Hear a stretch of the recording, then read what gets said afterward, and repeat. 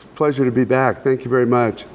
We've been very busy for the last year in both setting up the new corporation, halosaucer.com, and also, or Halo Saucer Corp, and a website.com. And setting up the corporation, getting some mentoring on board to help us do that correctly, and then also on the technical side, planning the next events in our progress. We actually brought the concept craft here today at ISPCS 2012, which has been pretty exciting. Oh, yeah. It was actually in the newspaper and online already. Yeah, we've always wanted to do this. And last number of years, people have, kind of been patient, and we actually have it here. So it's quite an accomplishment for the last year. Absolutely. Now, what stage are you guys at building the new models, and have any flown yet? No, we haven't built a new one yet. They're all in the planning and design stages. We've been contemplating rebuilding the old one and using it as a test mule.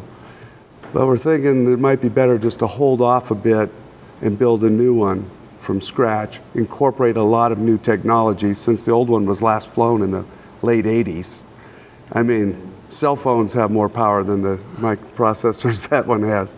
So we're thinking about just basically starting with a new prototype from the concept to the prototype phase. Now, with the new vehicle, would that be made out of any sort of exotic materials? What would it be made out of? You mean like unobtainium or composite fibers? Well, look, yeah, clearly carbon fiber and foamposites and things of high strength, high durability, lightweight material are definitely in consideration. To fly under the sport license, the craft has to be under 1,250 pounds. And in order to have a decent payload, we have to, in fuel and everything, we have to get it really light, as Lindsay said. Right. So yeah. Even the fan blades, which are aluminum on the concept, will be carbon fiber. Awesome. Now, what sort of steps need to be taken before your guys' designs are to a point where you can move on to doing a test production?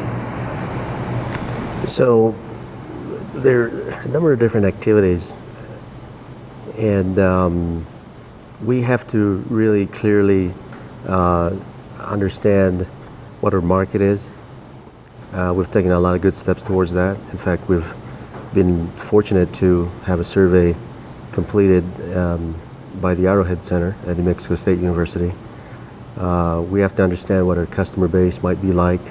So we're taking this a step further as far as a marketing analysis to see, what exactly do we need as far as capital to get to that next stage.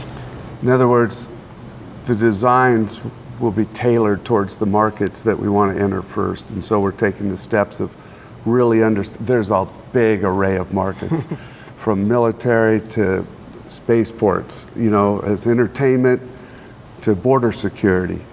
And so right now the saucer shape is just the awesomest for spaceports and entertainment and things. And that's where our direction's been, and just might be that direction. But at the same time, there's these other markets that are kind of asking us to go towards it.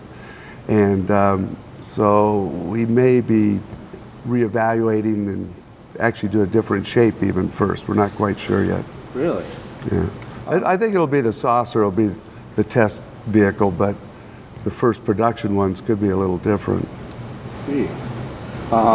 Can't tell you too much. Of course. So I understand that you guys have entered into a partnership to help on some of the different designs and production for the vehicle. Can you tell us a little bit about that? Well, essentially what we've done is we've tried to engage with university systems, community colleges, people who are interested in economic development locally in New Mexico and Texas, and perhaps elsewhere. We're can't talk too much about those, but there's really a strong impetus to essentially generate a vertical takeoff on land in industry, basically a new aviation industry in this region, and it fits well with a spaceport. And so there are plenty of opportunities to work with a number of different people in existing facilities in anything from specific design, test, simulation to actual flight test program over time.